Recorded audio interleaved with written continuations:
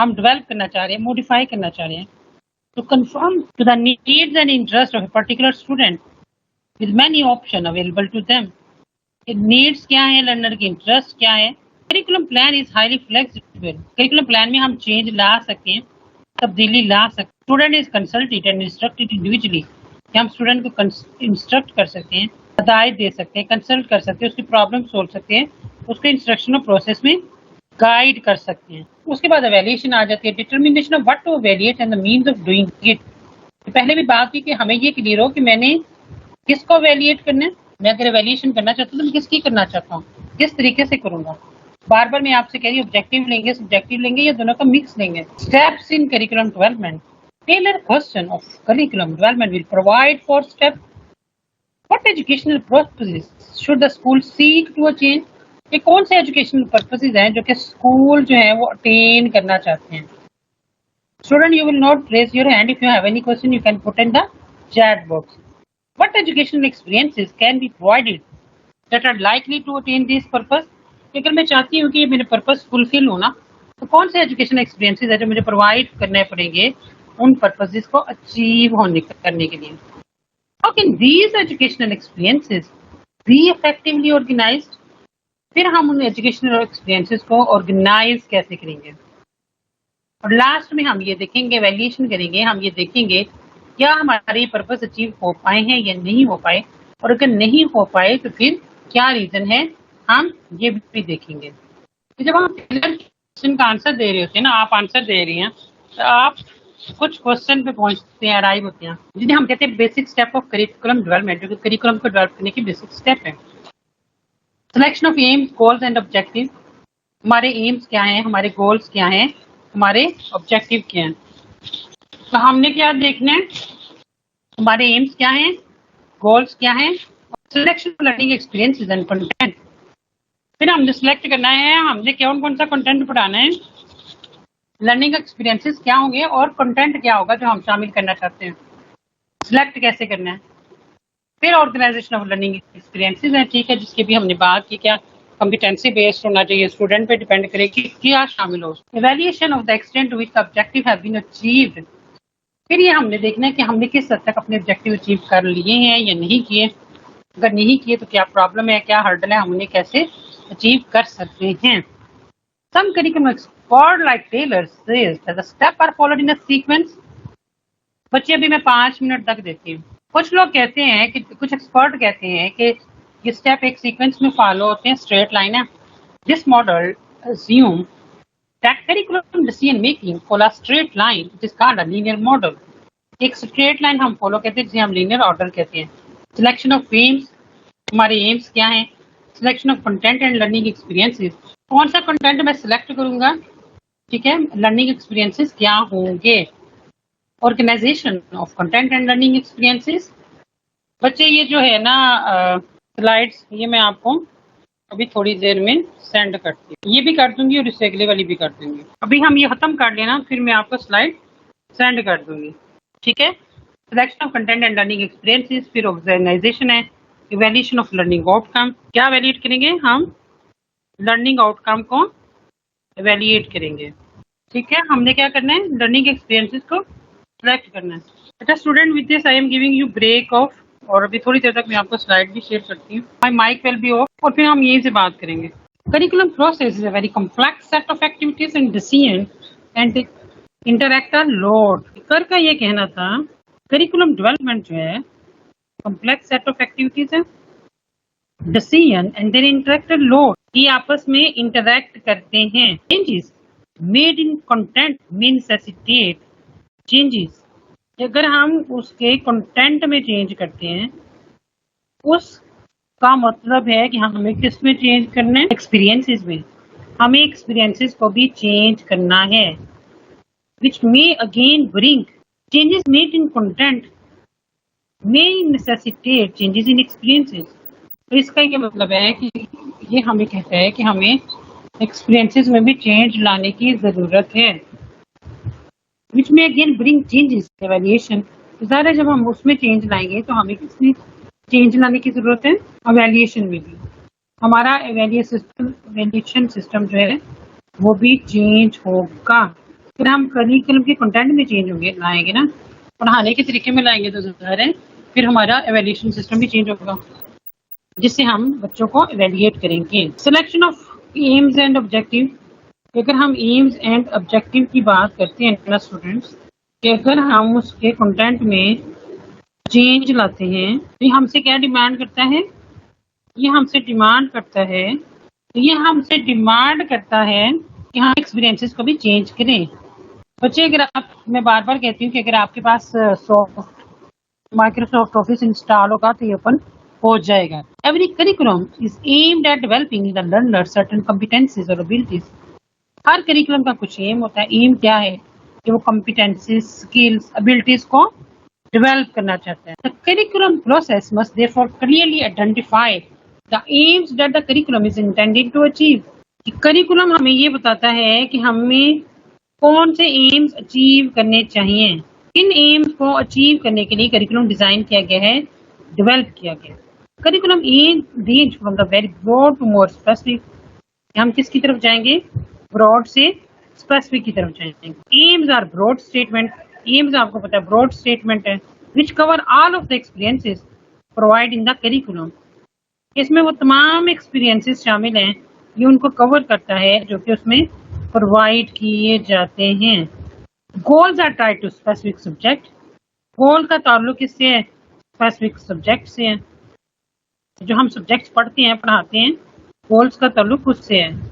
Objective describe the more specific outcome, कि objective हमें क्या प्रोवाइड करता है, मोर स्पेसिफिक आउटकम देता है, that can be attend as a result of lesson or instruction deliver in the classroom. कि जो हम हासिल कर सकते हैं कैसे, as a result of lesson or instruction deliver in the classroom, कि क्लासरूम में जो इंस्ट्रक्शन दी जाती हैं, जो लेसन दिए जाते हैं, उसके नतीजे में हमें एम्स को सिलेक्ट करते हुए, ठीक है, जो एम्स मैंने आपसे कहा ना, तो हमें क्या फैक्टर कंसिडर करने चाहिए। एनालिसिस ऑफ योर एम, हम क्या करें, अपने कल्चर को एनालाइज करें, अपने कल्चर का एनालिसिस करें। We should take into account our cultural values, हमारी कल्चर वैल्यूज क्या है, हमारी नॉर्म्स क्या है, एक्सपेक्टेशन क्या है, व्हाइल सिलेक्टिंग गेम्स। गेम को सिलेक्ट करते हुए हमें ये सारी चीजें पता हों।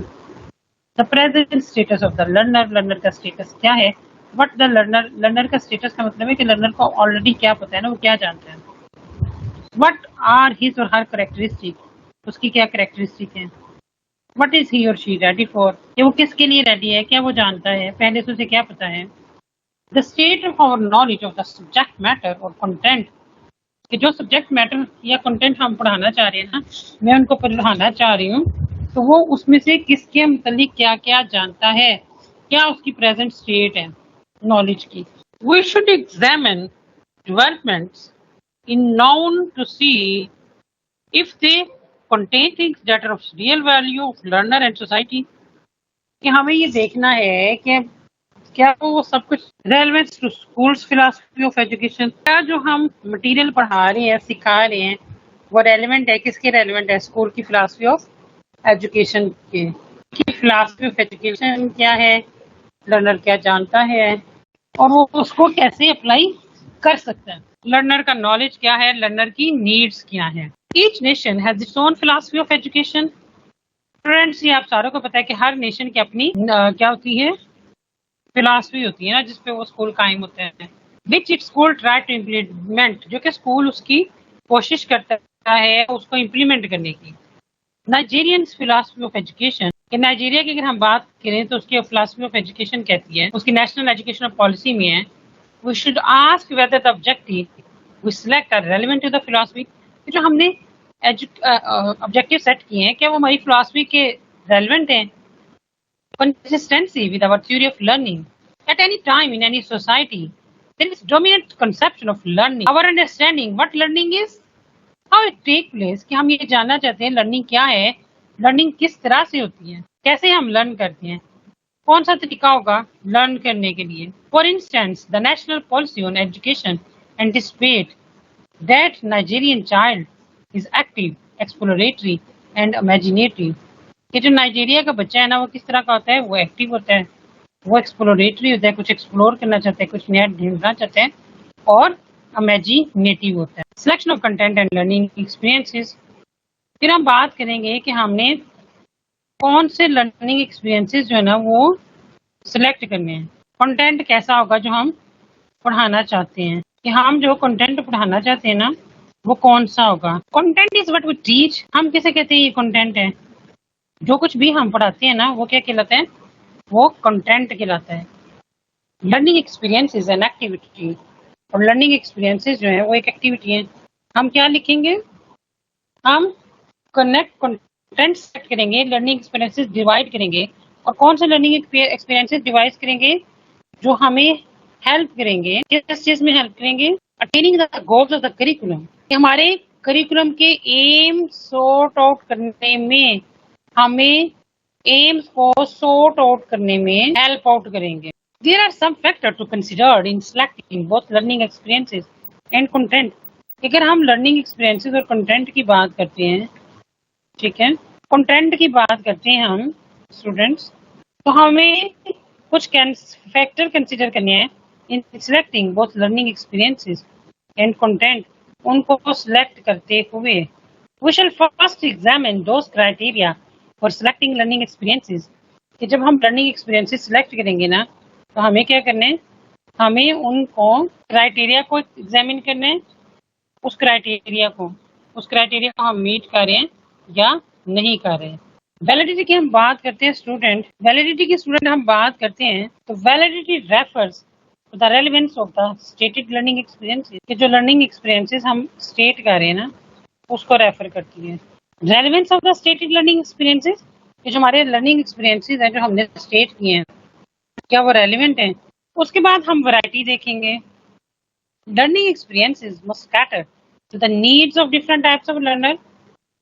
कौन कौन से लर्नर हैं, हम किसके लिए प्लान कर रहे हैं, हम ये देखेंगे। और हम उन मुख्तलिफ लर्नर की नीड्स को फुलफिल करने के लिए ना, जो हमारे पास मल्टीपल लर्नर हैं उनकी उसको फुलफिल करने के लिए हम किस किस्म के एक्सपीरियंसेस प्रोवाइड करेंगे, हमें ये भी देखना होगा।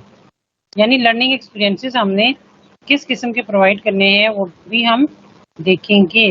ऑब्वियसली डाइवर्सिटी है ना, वैरायटी है, तो हर लर्नर एक जैसा नहीं होता। क्या हम सारे लर्नर को एक जैसा मटेरियल प्रोवाइड करेंगे, क्या हम उन लर्नर की नीड्स को ध्यान में रखेंगे और लर्नर की नीड्स के मुताबिक हम मटेरियल प्रोवाइड करेंगे।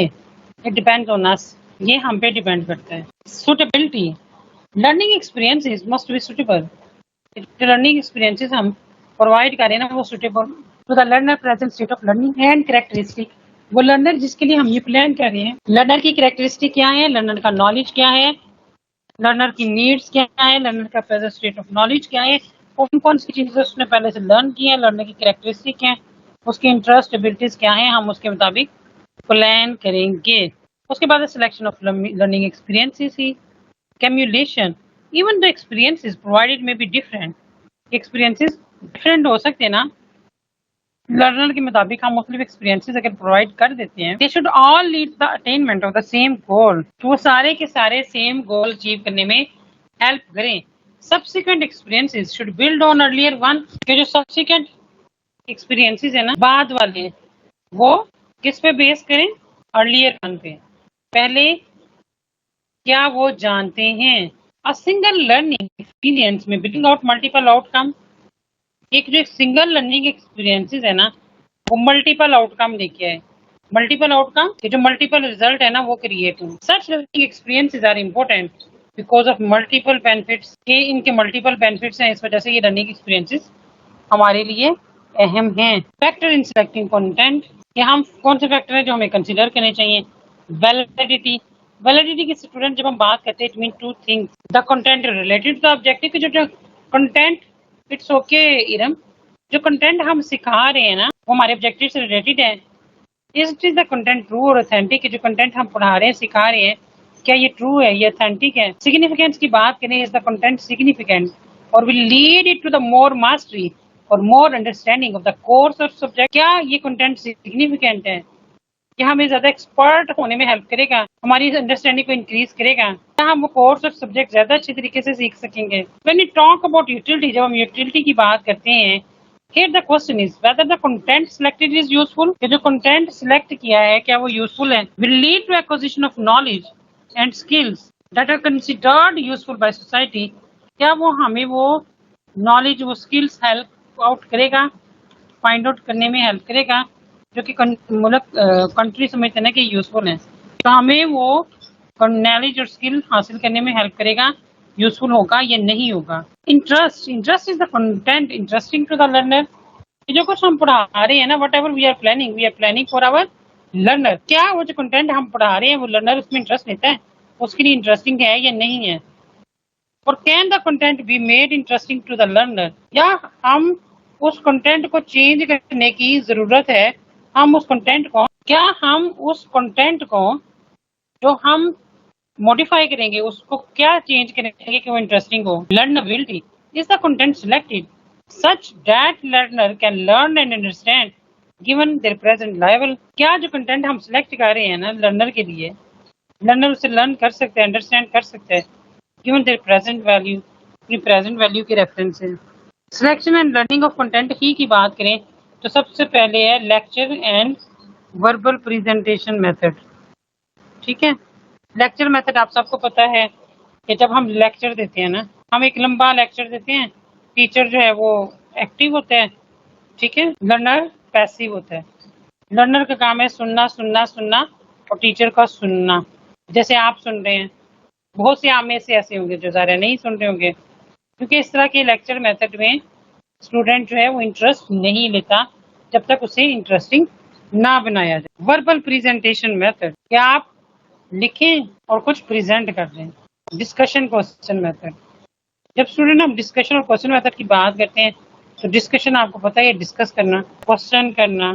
ठीक है, आप क्वेश्चन कर सकते हैं, आपके ज़हन में जो की बात है आप टीचर से क्वेश्चन कर सकते हैं, उनसे डिस्कशन कर सकते हैं.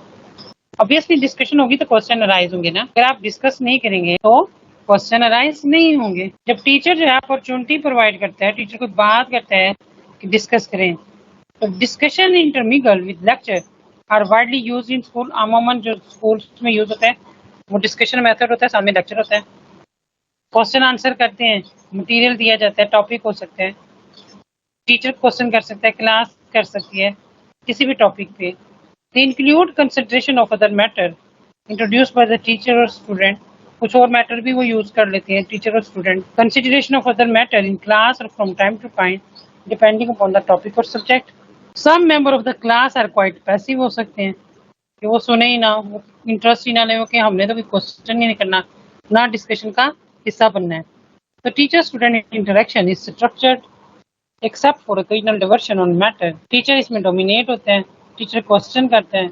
To help student organise knowledge, बच्चे से नॉलेज अपना ऑर्गेनाइज कर सकते हैं, कॉन्सेप्ट को ऑर्गेनाइज कर सकते हैं, जनरलाइजेशन कर सकते हैं. प्रैक्टिस और ड्रिल मेथड की जब स्टूडेंट हम बात करें तो हम जब स्टूडेंट चाहते हैं कि स्टूडेंट स्किल एक्वायर करे, प्रैक्टिस है ना, और ड्रिल कि proficiency in doing some act, proficient हो, कुछ हासिल कर सके. It is intermingle with recitation discussion method. इसकी कैरेक्टरिस्टिक क्या है?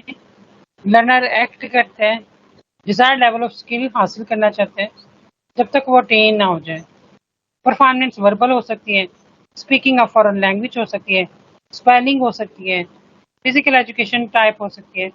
Student activities include complete student involvement with performance of over acts. हम कोई एक्ट डिमॉन्स्ट्रेट कर सकते हैं, listening to explanation of what to do. उसके बाद है viewing, listening and answering method. ये भी एजुकेशनल टेक्नोलॉजी का यूज है. Major characteristic of this method include with educational technology. Viewing है ना, देखना, आप कोई मूवी देख सकते हैं, वीडियो क्लिप देख सकते हैं, टीचर दिखा रहे हैं. Reading, listening, observing, they are used by the student individual or in small groups. Machines are used to present question and elicit answer. जब आप देख रहे होते हैं ना, व्यू कर रहे होते हैं, किसी इक्विपमेंट को देख रहे हैं, टेप रिकॉर्डिंग हो सकती है, फील्ड ट्रिप हो सकती है. Passivity versus activity varies exceedingly according to kind of source. इसमें भी पैसिविटी हो सकती है कि आप पैसिव मेथड यूज करें, लेकिन जब आप कहीं पे ट्रिप ले जाते हैं, कोई वीडियो दिखा रहे हैं, कोई रिकॉर्डिंग दिखा रहे हैं, तो वो मेथड जो है वो यूजफुल हो जाता है. अच्छा, देखने में मैंने आपसे कहा डॉक्यूमेंट्री दिखा सकते हैं, वीडियो दिखा सकते हैं, हो सकता है टीचर प्रिंटेड बुक ही दिखा दे, न्यूज़पेपर हो सकते हैं, इंसाइक्लोपीडिया हो सकते हैं, पिक्चर्स हो सकती हैं, मॉडल है, ग्राफ है, टेप रिकॉर्डिंग हो सकती है, फील्ड ट्रिप हो सकती है, मैनिपुलेटिव ऑब्जेक्ट यूज कर सकते हैं हैंडलिंग के लिए, sorting के लिए, इंस्ट्रक्शन मशीन यूज कर सकते हैं, कंप्यूटर है, इलेक्ट्रॉनिकली इक्विप्ड लेबोरेटरीज हो सकती है. It depends on the methodology. Heuristic problem solving and discovering method. Problem solving and discovering method alternate the same method of teaching in the literature of education. Heuristic teaching refer to the style of teaching which emphasize the development of self-initiated and self-directed student learning. इसमें self directed self initiated learning होती है जो stress करती है people को discover करे rather than absorbing knowledge, which place the student in the role of inquirer, which aim at heightening the relevant school of to the student. जब हम problem solving या डिस्कवरी मेथड की बात करते हैं तो इसमें सारे स्टूडेंट एंगेज होते हैं, प्रॉब्लम सॉल्व करना चाहते हैं, सोचते हैं वो उसके लिए. Various degree of teacher supervision. Teacher जो है वो सुपरवाइज करता है, असिस्ट करता है, हेल्प करता है. वो की प्रॉब्लम इन्वेस्टिगेट कर सकते हैं, इश्यूज देख सकते हैं, कंडीशंस देख सकते हैं, रिसर्च रिपोर्ट प्रिपेयर कर सकते हैं बेस्ड ऑन एम्पिरिकल डाटा और analysis of the literature and survey, और फिर अपनी रिकमेंडेशन दे सकते हैं. उसके बाद laboratory and inquiry method. It is a traditional laboratory में लैब में काम करना. इंक्वायरी मेथड जिसमें आप क्वेश्चन करें, इंक्वायर करें. It is extensively use method of instruction. ये भी बहुत ज्यादा यूज होता है. ये प्रॉब्लम सॉल्विंग से थोड़ा डिफरेंट है. Major characteristic of library and laboratory method are that student are used. जब लैब में जाएंगे एक्सपेरिमेंट करेंगे, एक्सपेरिमेंट करेंगे तो scientific method of inquiry use करेंगे. स्टूडेंट को एक गाइड फॉलो करनी होती है इन्वेस्टिगेशन के लिए.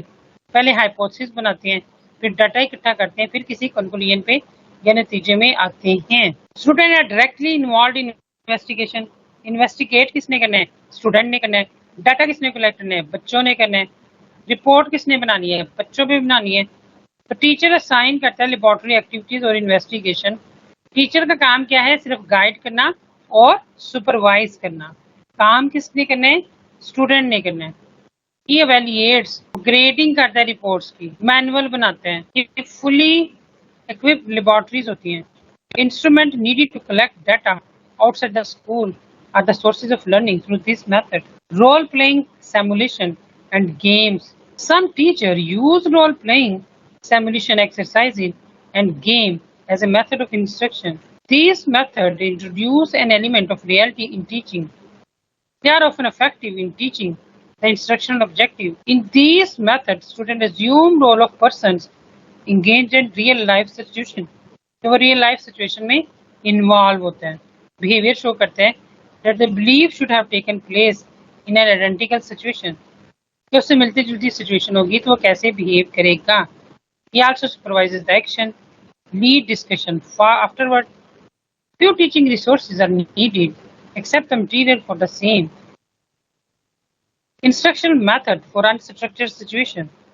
जब वैसे इंस्ट्रक्शनल मेथड जब सिचुएशन जो है वो अनस्ट्रक्चर्ड हो. प्लेइंग हो सकते हैं, मैनिपुलेटिंग हो सकते हैं, या आप किसी चीज की तरफ इशारा करें. स्कूल एक्टिविटीज प्रोग्राम हो सकते हैं कि स्कूल में मुख्तलिफ एक्टिविटीज कराई हूँ. Co-curricular activities important part of school effort होते हैं to implement the curriculum. School activities programme serve to enrich class teaching. Physical और मेंटल ग्रोथ होती है, स्टूडेंट की डेवलपमेंट होती है, अपॉर्चुनिटीज मिलती है for personal and social adjustment through an interaction with other.